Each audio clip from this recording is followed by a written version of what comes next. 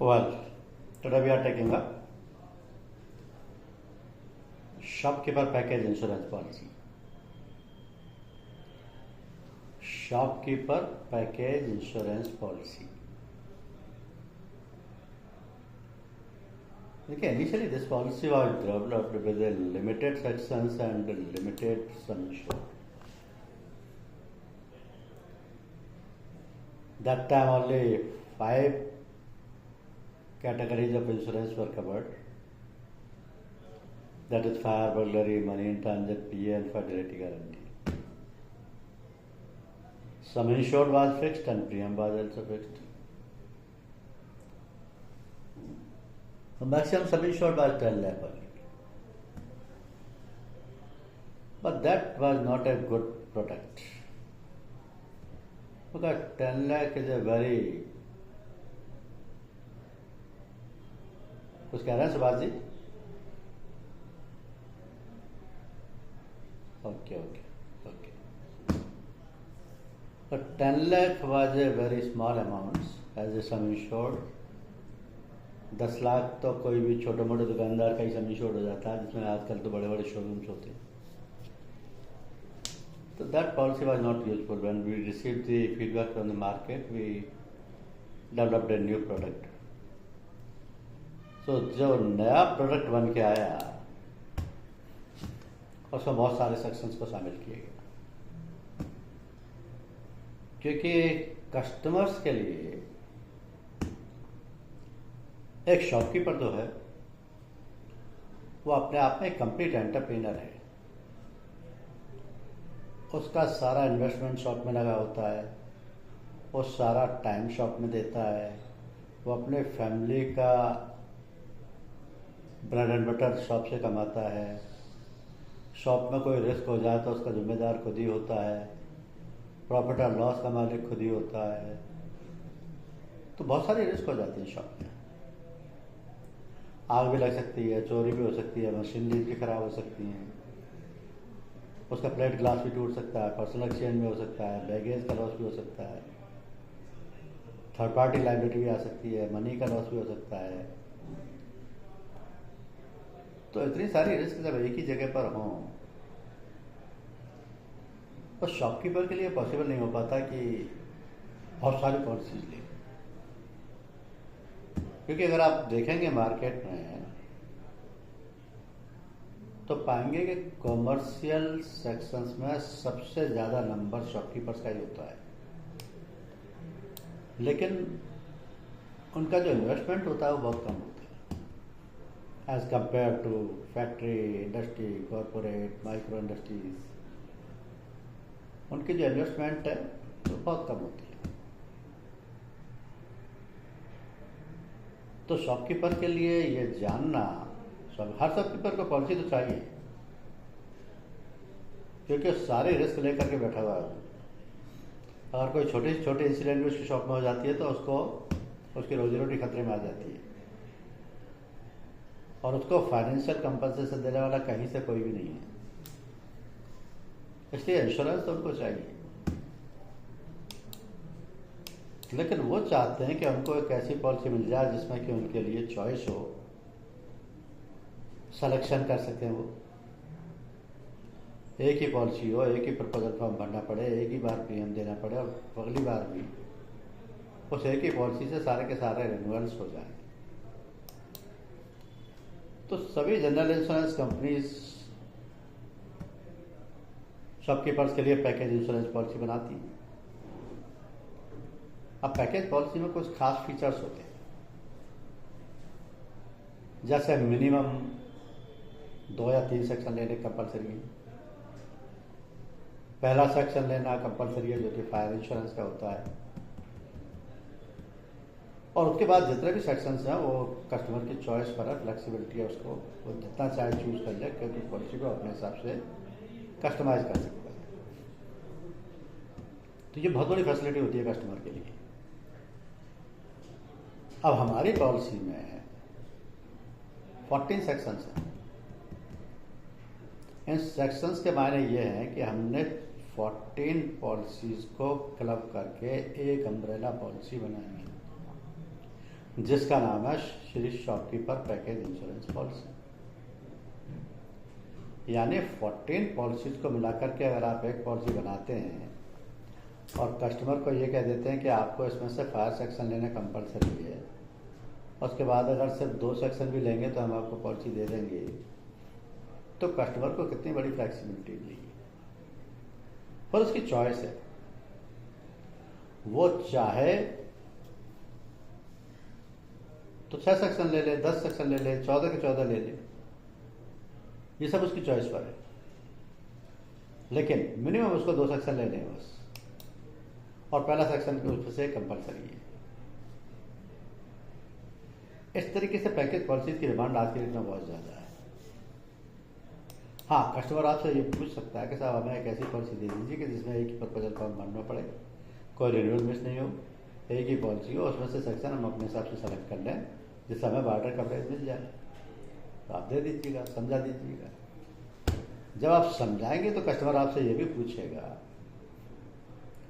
कि fire section compulsory क्यों है, या आप ये कह रहे हैं कि 14 सेक्शन है इसमें, तो 14 सेक्शन कौन से हैं, हमें अपने हिसाब से कौन सा सेक्शन हमारे लिए चाहिए, हम कैसे सेलेक्ट करें जब तक आप बताएंगे। अब मैं नहीं कहता कि आपको 14 के 14 सेक्शन रटे हुए होने चाहिए, किसी को भी पॉसिबल नहीं है, लेकिन क्योंकि उस वक्त आपके हाथ में प्रपोजल फॉर्म होता है जिसमें कि 14 के 14 सेक्शंस के नाम लिखे होते हैं, तो आप उसको एक बार रीड आउट कर सकते हैं कि हमारी शॉपकीपर पैकेज इंश्योरेंस पॉलिसी में ये 14 सेक्शंस हैं, जिनका fire, burglary, personal accident, WC, plate glass all risk, machinery breakdown, electronic equipment, baggage, public liability, money insurance, fire loss of profit, fertility guarantee and new site, ये 14 section. ऐसी कोई guarantee नहीं है कि आपने 14 सेक्शंस के नाम बताया और कस्टमर को 14 के 14 समझ में आ गए, क्योंकि इनमें 2-1 सेक्शन ऐसे भी हैं जिनसे पता नहीं लगता कि कौन से सेक्शन में क्या लायबिलिटी कवर्ड है। जैसे आप कस्टमर क्या जाने का फर्टिलिटी गारंटी में किस चीज़ की बीमा होता है और में किस चीज़ का बीमा होता है, तो कई बार थोड़ा सा उसको डिस्कस भी करना पड़ता है आपसे इस बारे में। हाँ, लेकिन एक बार आपने 14 पॉलिसी सेक्शन बता दिए, जो कि 14 डिफरेंट पॉलिसीज हैं, तो उसको ये कन्वीनियंट हो जाती है कि अगर वो तो घूमने नहीं जाना है या जर्नी पर नहीं जाना है तो बैगेज सेक्शन को छोड़ दे, उसके यहाँ कोई ऐसा आइटम नहीं जिससे पब्लिक लायबिलिटी की रिस्क हो तो पब्लिक लायबिलिटी को छोड़ दे, उसके यहाँ कोई इलेक्ट्रॉनिक इक्विपमेंट नहीं है तो इलेक्ट्रॉनिक इक्विपमेंट को छोड़ दे। तो वो अपने हिसाब से अपने अफोर्डेबिलिटी और रिक्वायरमेंट के हिसाब से सेक्शन सेलेक्ट कर लेता है। ये उसका सबसे बड़ा बेनिफिट है। अब वो ये समझना चाहेगा आपसे कि आपने ये कह दिया साहब फायर इंश्योरेंस कंपलसरी है, उसका रीजन भी बताइए क्यों है। अब फायर इंश्योरेंस एक ऐसी पॉलिसी है जिसमें नॉर्मली ये सोच के आदमी कंफ्यूज हो जाता है कि इसमें फायर की रिस्क कवर होगी, जबकि ऐसा नहीं होता। फायर की पॉलिसी में आज की डेट में 14 रिस्क कवर्ड हैं, क्योंकि नॉर्मली 50 करोड़ तक के सम इंश्योर्ड के लिए सूक्ष्म उद्यम या लघु उद्यम पॉलिसी दी जाती है, और इन दोनों पॉलिसियों में आज की डेट में 14 इंश्योर्ड पेरिल्स हैं, और ये जो 14 इंश्योर्ड पेरिल्स हैं ये डे 1 से लेकर के डेट ऑफ एक्सपायरी तक कंटिन्यू करेंगे। इनमें से ना तो इंश्योर्ड एक भी सेक्शन को डिलीट करा सकता है, ना इंश्योरेंस कंपनी एक भी डिलीट कर सकती है। हाँ, सरप्राइजिंग फैक्टर ये है कि इनमें फायर से रिलेटेड केवल 2-3 पेरिल हैं बस, बाकी ऐसे ऐसे पेरिल्स हैं जिनका फायर से दूर दूर तक कोई कनेक्शन नहीं। जैसे फ्लड है, अर्थक्वेक है, टेररिज्म है, सब्सिडेंस लैंडस्लाइड्स है, राइट्स है, मिसाइल टेस्टिंग ऑपरेशन है, bursting and overflowing of water tank, इनका कहीं दूर दूर तक लेने देना नहीं। तो जब आप कस्टमर को ये समझाते हैं कि फायर की पॉलिसी में 14 पेरिल्स कवर्ड हैं, जो कि ऐसे हैं कि कभी आप सोच भी नहीं सकते ऐसे पैरल से भी आपके यहाँ लॉस हो सकता है, तो वो लॉस भी कवर्ड होगा। और ये 14 के 14 पैरल पूरे साल तक आपकी प्रॉपर्टी को, आपके स्टॉक को, आपके मशीनरी ब्रेकडाउन को, आपके फर्नीचर फिक्चर्स को सिक्योरिटी प्रोवाइड करेंगे, क्योंकि चारों की चारों चीज़ आपकी फायर पॉलिसी में कवर्ड होगी। इतना सुनने के बाद कस्टमर का थोड़ा सा परसेप्शन खुलता है इंश्योरेंस के बारे में, अब और भी ज़्यादा जानना चाहेगा कि अगर एक ही पॉलिसी इतनी ज़्यादा रिस्क कवर कर रही है, पहली चीज़, और उतने ज़्यादा सेक्शन इसमें ऑलरेडी हैं, तो उसके दुकान से रिलेटेड जो जो भी रिस्क है वो सब कवर कराई जा सकती हैं एक ही पॉलिसी में। दूसरे पॉलिसी लेना ही जरूरी नहीं है, उसको हर साल रिन्यू कराना भी फिर तो जरूरी है, क्योंकि सेफ्टी तो हमेशा ही चाहिए। नॉर्मली दुकानदार कब पॉलिसी लेते हैं मालूम है आपको? जब बाजार में किसी की दुकान में आग लग जाए, जब बाजार में किसी की दुकान बाढ़ में या साइक्लोन में तबाह हो जाए, या और किसी रीजन से, रॉयट से या दंगे से या टेररिज्म से खराब हो जाए, ख़त्म हो जाए, तो जिस आदमी की दुकान बर्बाद हुई है उसका तो रोजी रोटी खत्म हो गई, क्योंकि जब तक उसको कहीं से इतना पैसा नहीं मिलेगा कि वो अपनी दुकान रीस्टार्ट कर सके, तो उसका तो ब्रेड एंड बटर भी खतरे में है। और फाइनेंशियल सपोर्ट के लिए, इतना पैसा लेने के लिए कोई भी वाया मीडिया नहीं है सिवाय इंश्योरेंस के। अगर आपके यहाँ आग लगी है दुकान में, या बाढ़ से नुकसान हुआ है, या अर्थक्वेक से नुकसान हुआ है, या दंगे से नुकसान हुआ है, ये सारी रिस्क इंश्योरेंस में कवर्ड हैं। इनमें से किसी भी कारण से नुकसान हुआ हो, इंश्योरेंस कंपनी आपको जितना लॉस हुआ है उसको पूरा इंडेमनीफाई करेगी, सब्जेक्ट टू पॉलिसी कंडीशंस। तो ये इतना बड़ा फाइनेंशियल बैकअप है किसी भी शॉपकीपर के लिए, जिसको वो मिस नहीं कर सकता।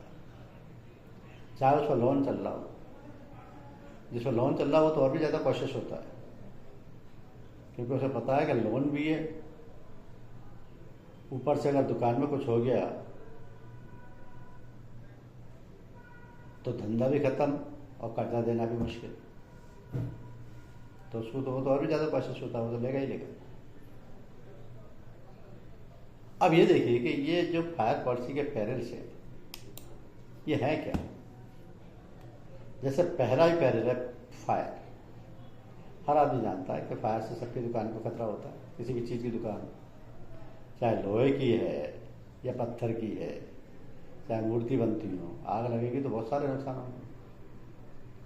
और आग लगने का मतलब है फ्लेम निकली, स्पॉन्टेनियस कंबस्शन से हो या हीटिंग से हो तो भी कवर होता है। आग लगने से जो भी नुकसान होगा वो तो पेबल होगा ही होगा पॉलिसी में। लेकिन लाइटनिंग यानी बिजली गिरना एक ऐसी रिस्क है जो नॉर्मली ये कोई भी नहीं सोचता कि बिजली मेरी दुकान पे आके गिरेगी। और ये बिजली ऐसी चीज़ है कि बारिश के टाइम पर कभी भी कहीं भी किसी के भी ऊपर गिर सकती है, और उसके गिरने के बाद पता लगता है कि कितना नुकसान हुआ, क्योंकि ये तो एक एटमॉस्फेरिक इलेक्ट्रोस्टैटिक डिस्चार्ज है जो कि बड़े गरज के साथ, तूफान के साथ धड़ाके से गिरती है और जला के राख कर देती है। अब कितने प्रॉपर्टी का लॉस हुआ, कितने पर्सन्स का लॉस हुआ, कितने एनिमल्स का लॉस हुआ, ये सब बाद में सब पता लगता है। और ये बिजली कहीं भी गिर जाती है, किसी भी कंट्री में गिर जाती है। This is under no control, कोई भी इसको कंट्रोल कर ही नहीं सकता। पूरा एक्सप्लोजन इम्प्लोजन। अब एक्सप्लोजन और इम्प्लोजन दोनों एक जैसे नेचर की रिस्क है। फर्क सिर्फ इतना है, एक अंदर की तरफ फटता है, दूसरा बाहर की तरफ फटता है।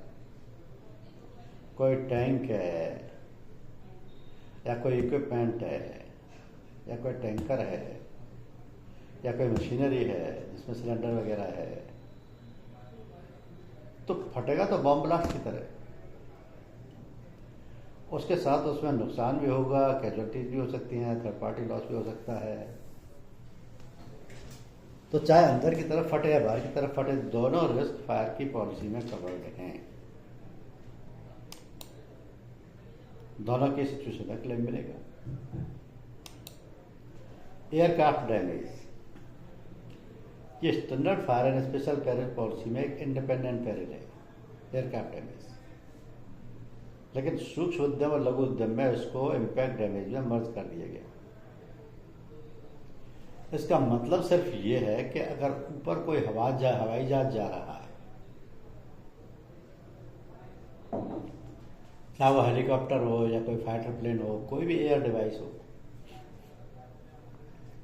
या तो वो खुद गिर जाएगी, या उसका कोई पार्ट गिर जाए, या उसमें से कोई रखा हुआ सामान गिर जाए, और उससे जो भी नुकसान हो वो फायर पॉलिसी में पेबल है।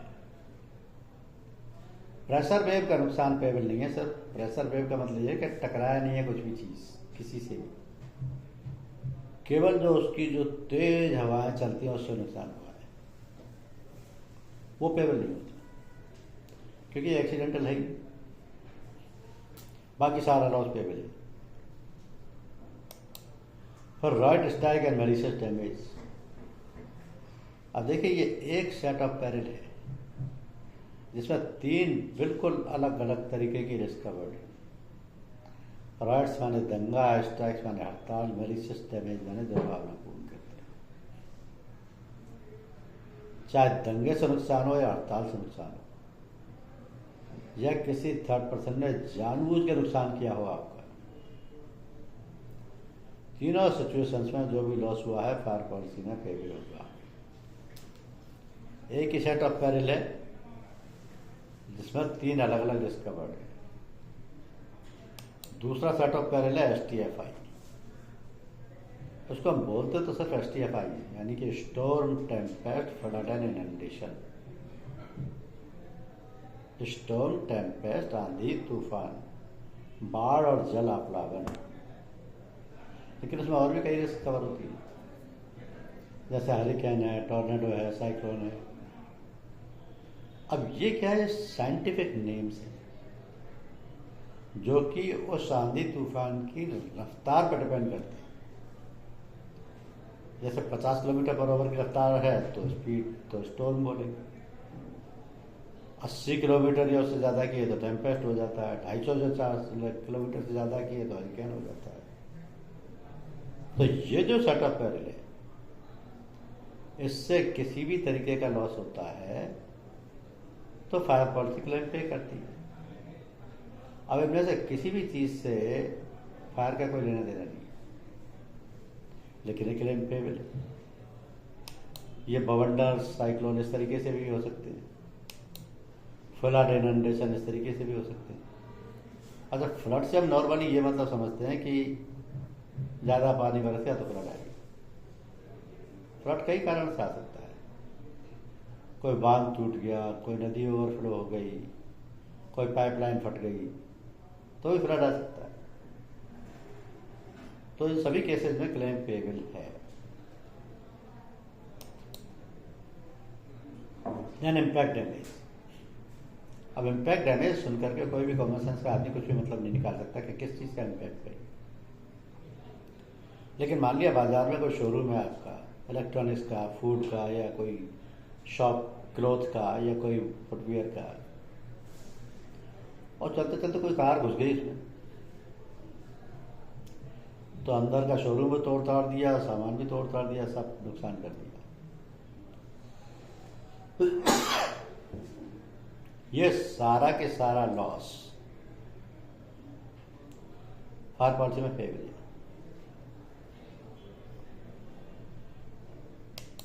Then subsidence, landslide, rockslide. जमीन का धस जाना, जमीन का कट जाना, पहाड़ों का लुढ़क के आ जाना, इनसे अगर दुकान में कोई नुकसान होता है, हालांकि बहुत रेयर पॉसिबिलिटी है, क्योंकि पहाड़ों के पास दुकानें बहुत कम होती नहीं।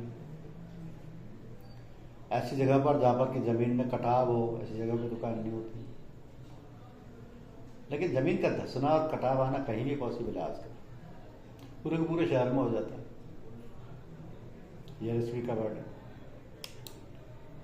Wasting and overflowing of water tank का मतलब ये है कि कोई खाने पीने की दुकान हो या कोई बेकरी की दुकान हो या कोई हलवाई की दुकान हो, तो पानी की ज़रूरत तो पड़ती है। आजकल तो नॉर्मल शोरूम्स में भी पानी की ज़रूरत पड़ती है, क्योंकि वॉश बेसिन टॉयलेट्स वगैरह भी होते हैं। अब जो ऊपर टैंक लगे हैं वो फट गया या ओवरफ्लो हो गया या पाइपलाइन कट गई, तो नुकसान तो पानी से नीचे ही होगा, वो नुकसान भी पेबल है। Missile testing operation most uncertain peril, कोई सपने में भी नहीं सोचता।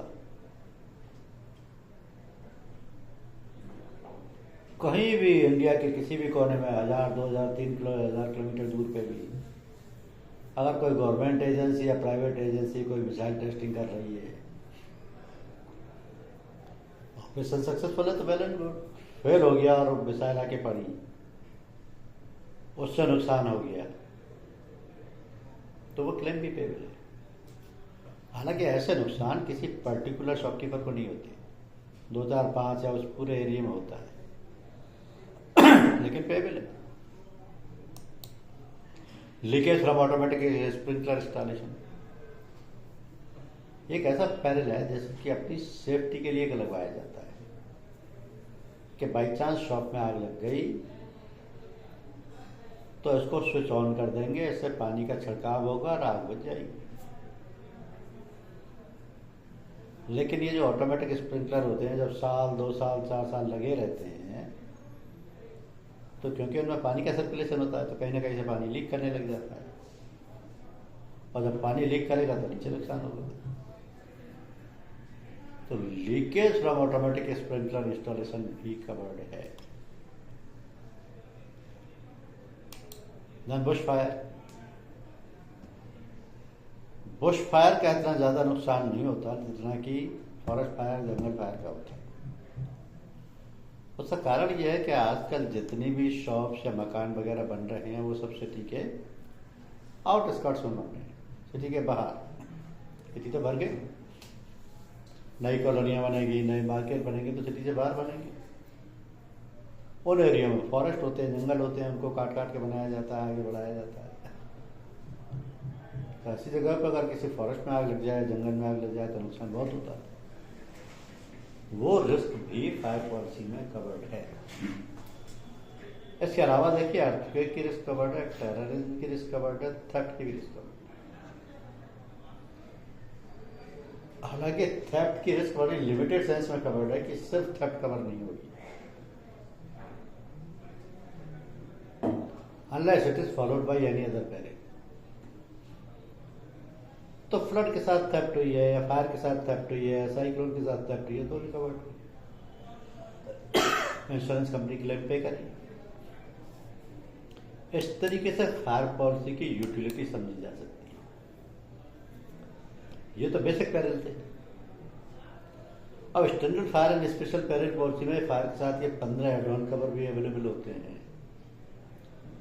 कस्टमर इनमें से अगर कोई भी एड ऑन कवर लेता है, उससे लॉस हो जाता है, तो वो भी पेबल है। हालांकि सूक्ष्म उद्यम में और लघु उद्यम में ऑलमोस्ट ये सारे के सारे पेरिल इंडिविजुअल कवरेज में शामिल है, तो उसको ऑटोमेटिक कवर हो गया। अब ये तो रही फायर पॉलिसी। इसके अलावा जो दूसरा सेक्शन है वो है बर्गलरी का। बर्गलरी क्या चीज है? बर्गलरी का मतलब यह है फोर्सिबल एंट्री करके पैसा, नगद, सामान, जो कुछ भी ले जाना है ले जाते, जिसमें खिड़की तोड़ दी, ताला तोड़ दिया, गेट तोड़ दिया, हथियार के दम पे ले गए, फोर्सिबल एंट्री होती है। इससे जो भी लॉस होगा वो पेबल है। अब नॉर्मली ये क्रिमिनल इवेंट है जिसकी एफआईआर रजिस्टर करानी होती है, क्योंकि जिसने भी किया है, मान लिया आपके शटर का ताला तोड़ के सामान ले गए, तो एक क्राइम है, एफआईआर दर्ज होगी। एफआईआर तो दर्ज हो जाएगी, लेकिन पुलिस आपका सामान रिकवर कर पाती है नहीं कर पाती है,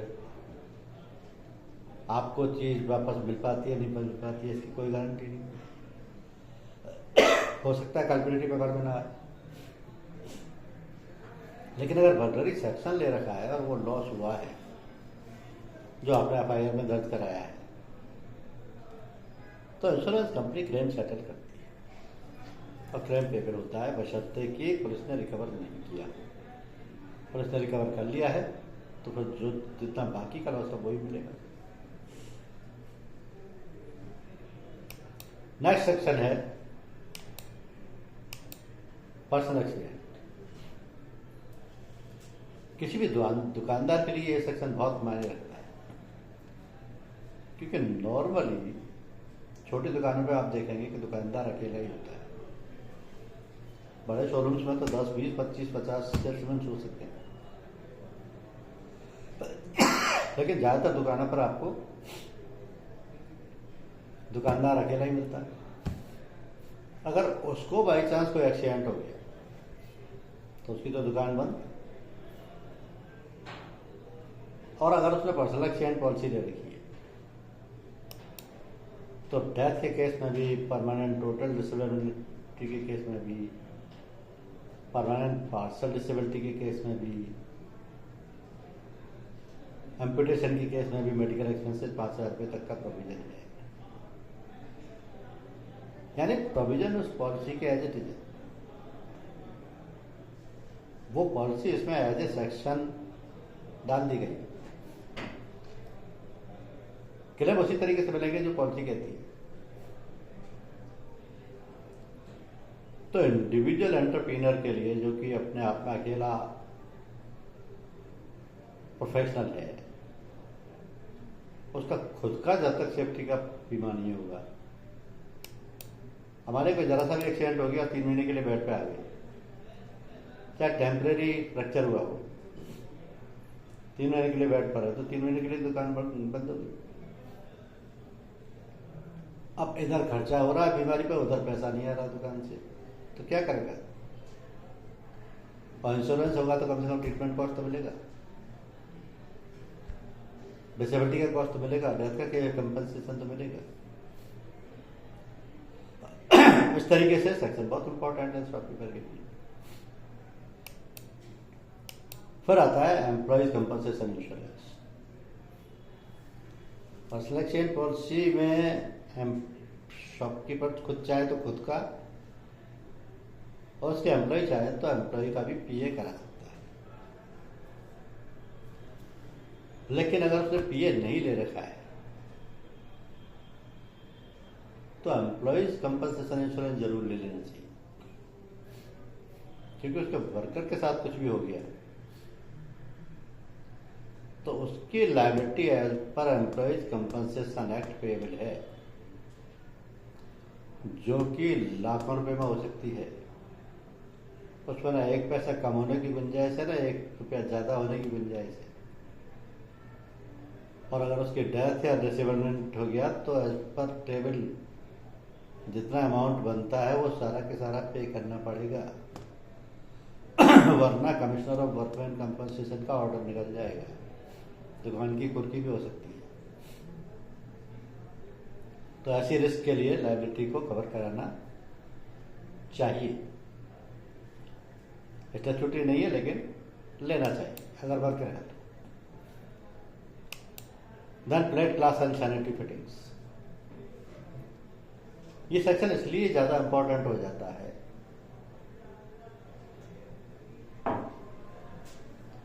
कि आजकल ज्यादातर शॉप्स और शोरूम्स में आप देखेंगे सैनिटरी फिटिंग्स और प्लेट ग्लास की फिटिंग मिलेगी। ऐसा इसलिए होता है कि हर दुकानदार चाहता है कि बाहर सड़क पे चलने वाले कस्टमर को भी ये दिख जाए कि उसकी दुकान में क्या क्या है, जिसे वो खरीदने आए अंदर। ऐसा आप नॉर्मली देखते होंगे, गारमेंट शॉप्स हैं, फुटवियर शॉप्स हैं, ज्वेलरी शॉप्स हैं, कॉस्मेटिक शॉप्स हैं, ऑटोमोबाइल शॉप्स हैं। आपको सड़क चलते पता लग जाएगा अंदर क्या है। तो वो जो प्लेट ग्लास फिटिंग है, सैनिटरी फिटिंग्स है, उसको अगर कोई लॉस होता है तो वो फायर पॉलिसी में कवर नहीं है, वो फिर इसी पॉलिसी में क्लेम मिलेगा। और वो भी तब मिलेगा जब ये सब फिटेड हो, केवल रखे हुए हो तो नहीं मिलेगा। फिटेड।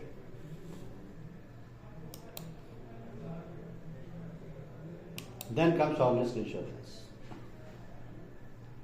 ऑल रिस्क इंश्योरेंस के मामले हैं कि जो मोबाइल आइटम्स जैसे लैपटॉप है, कैमरा है, मोबाइल है, अब नॉर्मली इन चीज़ों को हर दुकानदार यूज करता है। इनमें लॉस होने की भी पूरी पूरी गुंजाइश होती है। हालांकि इनका कवर बड़ा रेस्ट्रिक्टेड होता है, एक्सक्लूजन्स काफ़ी होते हैं, लेकिन फिर भी रिस्क कवरेज तो मायने रखता है। और आजकल आईफोन 1-1 लाख के नॉर्मल बात है।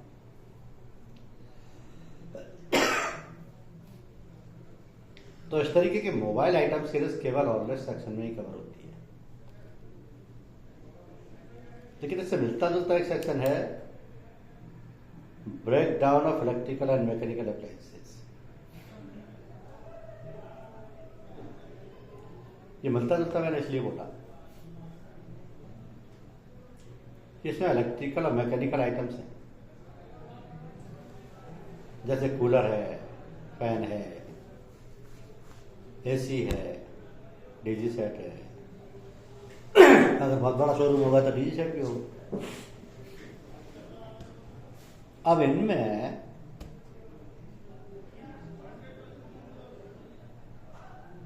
कभी शटडाउन भी हो जाता है, कभी कोई पार्ट भी टूट जाता है, कभी कोई रिपेयर के लिए भी भेजना पड़ता है,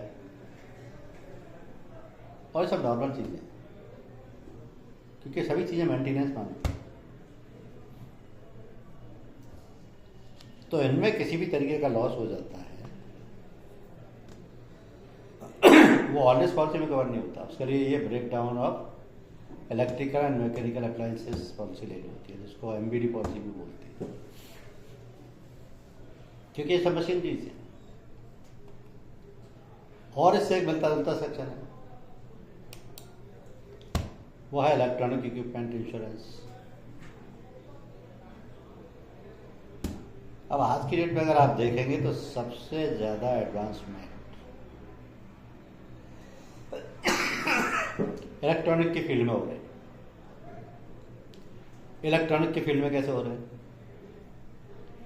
एलईडी टीवी है, कंप्यूटर है, स्कैनर है, फैक्स मशीन है, म्यूजिक सिस्टम है, ये हो सकते हैं। तो इनकी रिस्क ना तो एमबीडी में होगी कवर, ना रिस्क सेक्शन में कवर होगी।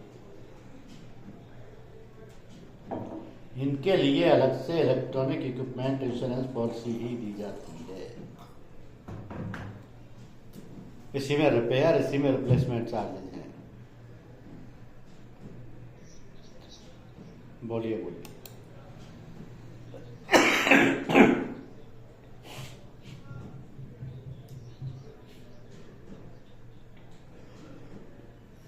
जी,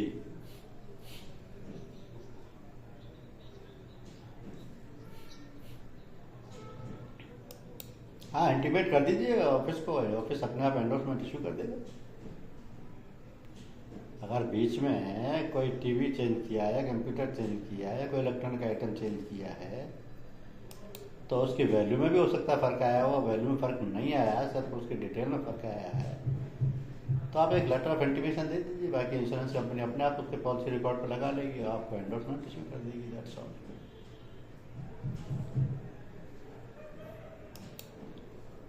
तो ये इलेक्ट्रॉनिक इक्विपमेंट में एडवांसमेंट काफ़ी होते हैं, लेकिन ये सेक्शन कवर्ड है, इसलिए कोई रिस्क नहीं है। हाँ, इंश्योर को ऑप्ट करना पड़ेगा अगर ये सेक्शन चाहिए तो। फिर पब्लिक लायबिलिटी। अब शॉप या शोरूम कई कई फ्लोर के भी हो सकते हैं। कस्टमर को गिरने, लुढ़कने, हाथ पैर टूटने की रिस्क भी हो सकती है, बाई चांस। साल में 2 घटनाएं हो जाए, मान लीजिए, तो वो तो केस दुकानदार पे फाइल करेगा। और केस फाइल किया, कोर्ट ने जितना अवार्ड दे दिया वो दुकानदार को ही पे करना पड़ेगा। तो ये लाइबिलिटी भी बहुत भारी पड़ेगी, क्योंकि जिस आदमी का हाथ पैर टूटा है वो तो कंपनसेशन मांगेगा, लाखों में मांगेगा। अगर शॉपकीपर ने ये सेक्शन सेलेक्ट कर लिया पब्लिक लाइबिलिटी, तो सारा की सारा पैसा इंश्योरेंस कंपनी पे करेगी। Then money insurance. अब मनी इंश्योरेंस देखने में बड़ा सिंपल सा लगता है, लेकिन इसकी सबसे ज़्यादा ज़रूरत है वो इसलिए कि कोई भी शॉप या बिजनेस या धंधा किस लिए होता है? पैसे कमाने के लिए, प्रॉफिट के लिए, इनकम के लिए। तो ये इनकम या प्रॉफिट या मनी सबकी शॉप में आएगा, आएगा तो कहाँ रहेगा? काउंटर पे, सेफ में, बैंक में, कहीं ना कहीं तो रखना पड़ेगा। और हर व्यक्ति की मनी पे ही नजर रहती है, मिनट भी नहीं लगता। तो मनी की सेफ्टी सबसे ज़्यादा ज़रूरी है, क्योंकि किसी भी वक्त इंस्टांस हो सकती है। आपने पैसा गिन के अपने कैशियर को बैंक जमा कराने के लिए भेजा, रास्ते में उसका बैग छीन लेके ले गए, मारा पीटा और बैग छीन ले गए, तो वो क्या करेगा बेचारा? लेकिन अगर मनी इंश्योरेंस ले रखा है तो ये रिस्क कवर हो जाएगी और जितना लॉस हुआ पे हो जाएगा। तो मनी सेक्शन हर एक शॉपकीपर के लिए इम्पोर्टेंट है। लेना ना लेना उसकी मर्जी है, लेकिन इम्पोर्टेंट सेक्शन है। इसी तरीके से फर्टिलिटी गारंटी। हाँ बोलिए बोलिए।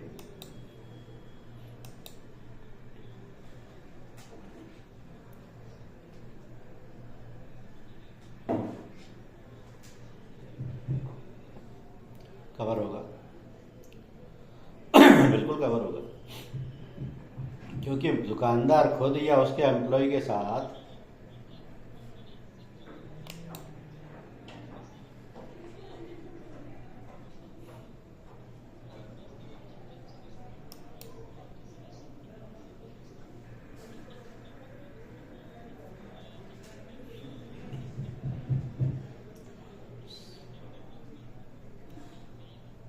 सबसे पहले उसको एफआईआर की कॉपी देनी पड़ेगी, उसने पुलिस में एफआईआर दर्ज की है कि नहीं, क्योंकि उसका पैसा गया है तो उसको एफआईआर तो दर्ज करेगा, पहली चीज़। दूसरी चीज़, उसके पास कितना पैसा गया है या क्या सामान गया है उसकी लिस्ट बतानी पड़ेगी कि ये कहाँ से आया, कैसे आया। क्योंकि मान लिया अभी आपने कहा कि मान लिया वो पैसे लेकर के आया सामान बेच के, तो उसके लिए बताना बड़ा आसान है कि सामान दे के आया था, इतना पैसा लेके आ रहा था, तो पता देगा भी आराम से। लेकिन अगर वो सामान दे के आ रहा है 5,000 का, लेके आ रहा है 5 लाख, तो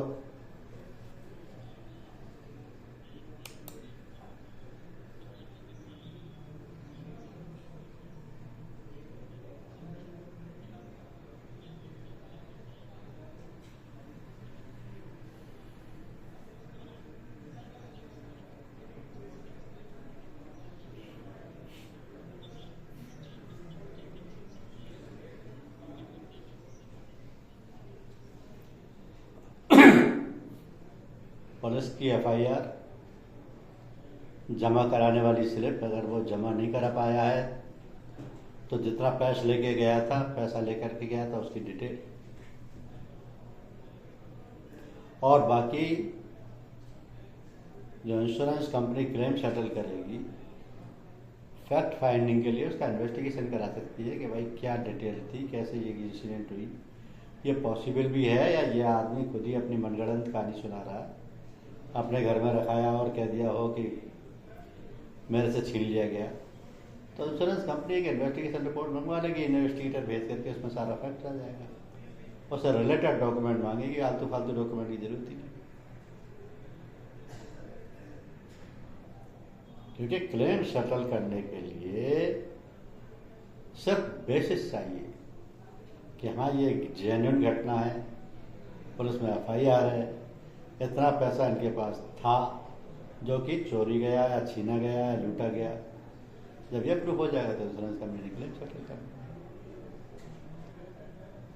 सिंपल है, कोई कॉम्प्लिकेशन नहीं है इसमें। नॉर्मली ये चीज़ें तो रोज होती हैं, डेली की घटना है।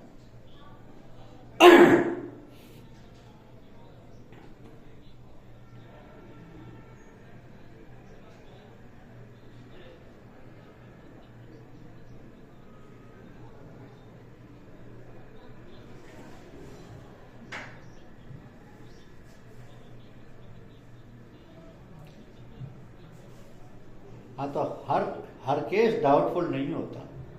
जहाँ केस डाउटफुल होता है वहीं ज़्यादा डॉक्यूमेंट्स मांगे जाते हैं, वरना हर केस नहीं होता।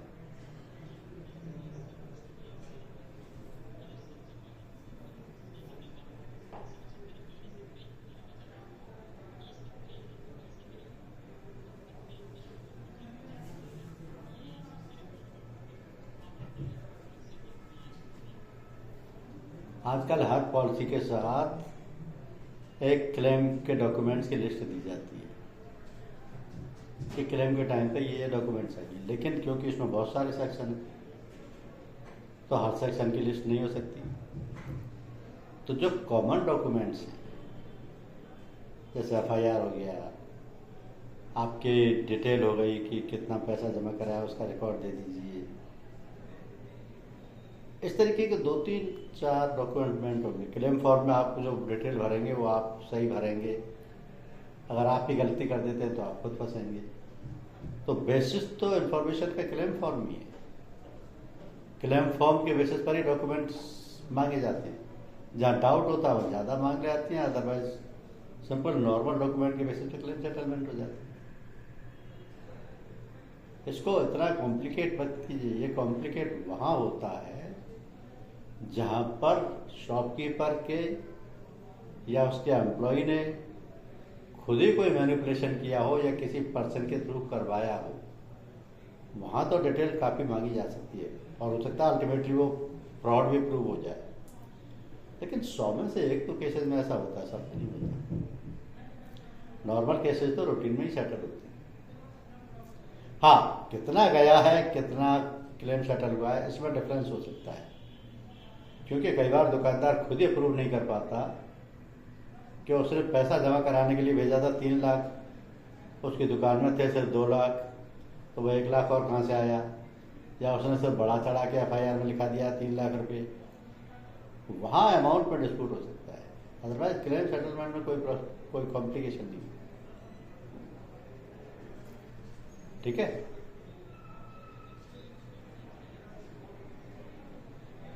नहीं, ये एम्प्लॉयर को प्रूव करना पड़ेगा कि वो उसका एम्प्लॉय है, बस। क्योंकि दुकानदार कोई अपॉइंटमेंट लेटर तो देते नहीं या कोई एक्सटेंशन लेटर नहीं देते, तो ये एम्प्लॉयर खुद प्रूव करेगा और वो अपना कुछ भी ऐसा बुक्स बता दे जिसमें कि उसको 2-4 महीने की वो सैलरी दी हुई उसने, जिससे पता लग जाएगा कि हाँ ये उसका एम्प्लॉय है।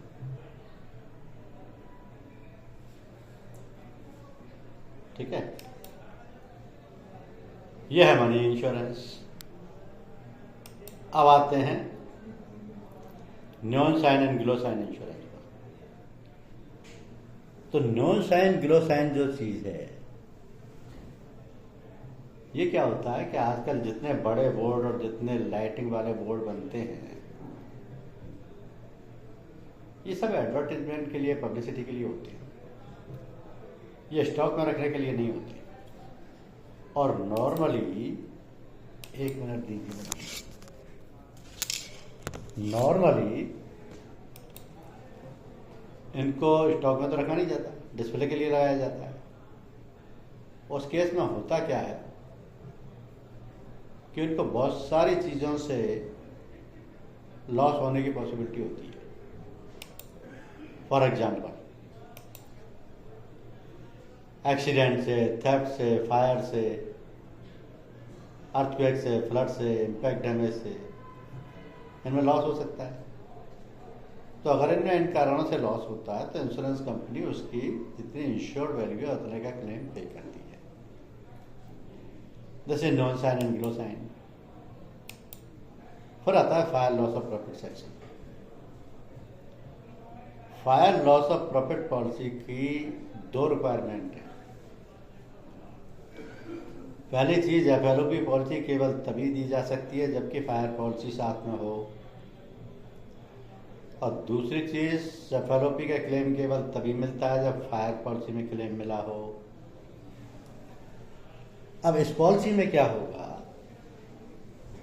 कि फायर का सेक्शन कंपलसरी है, तो फायर की पॉलिसी तो है ही, इसलिए एफएलओपी पॉलिसी दी जा सकती है। लेकिन क्लेम तब मिलेगा जब फायर के किसी पैरल से लॉस हुआ हो या फायर के किसी एडॉन से लॉस हुआ हो, क्योंकि एफएलओपी पॉलिसी में किसी प्रॉपर्टी का, किसी सामान का, किसी फर्नीचर फिक्चर का क्लेम नहीं मिलता। क्लेम मिलता है सिर्फ लॉस ऑफ इनकम या लॉस ऑफ प्रॉफिट का। तो ये लॉस ऑफ इनकम या लॉस ऑफ प्रॉफिट किस कारण से हुआ है, क्या वो कारण फायर की पॉलिसी में कवर्ड है? से फॉर एग्जाम्पल, दुकानदार है, रेमंड शोरूम है या कोई विमल साड़ी का शोरूम है। अब उनकी दुकान में आग लग गई, 3 महीने दुकान बंद रही और 3 महीने उनकी इनकम का लॉस हो गया। तो दुकान में आग लग गई, दुकान का नुकसान हुआ, स्टॉक का नुकसान हुआ, फर्नीचर पिक्चर का लॉस हुआ, इन सब का क्लेम एफएलओपी पॉलिसी में नहीं मिलेगा। इन सब का क्लेम किस में मिलेगा? फायर पॉलिसी में। और फायर पॉलिसी ने अगर क्लेम पे कर दिया है तो फिर जितना उसको उस इंसिडेंट की वजह से लॉस ऑफ इनकम हुआ है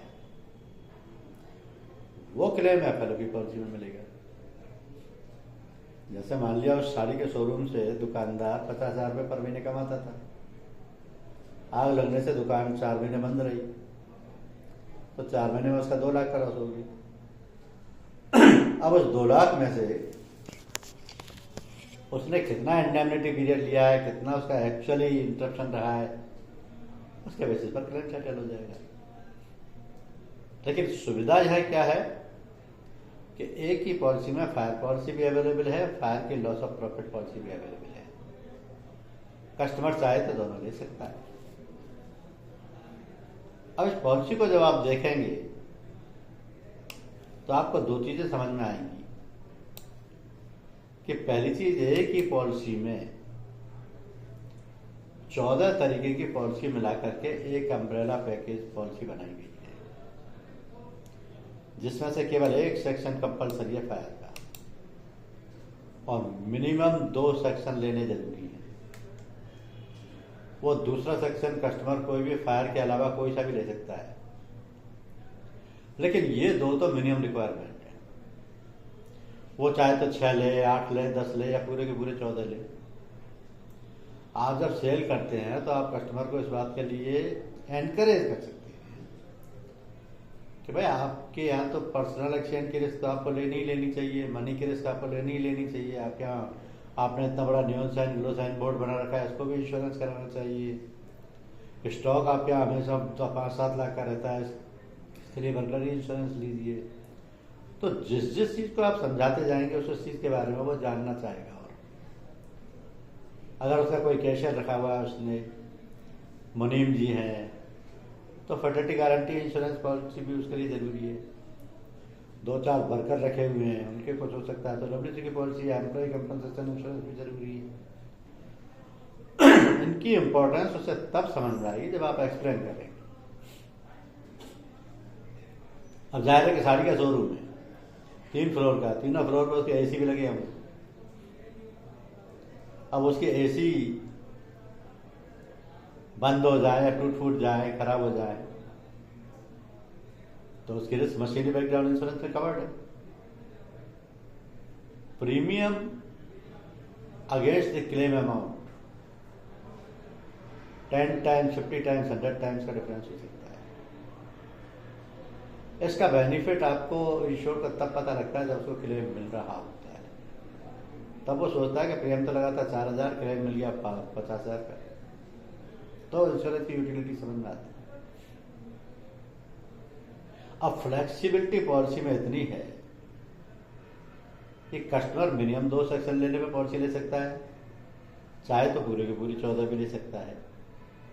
और किसी भी तरीके के शॉपकीपर के लिए ये पॉलिसी अवेलेबल है। क्योंकि ये पॉलिसी सिर्फ बनाई ही शॉपकीपर्स के लिए गई है।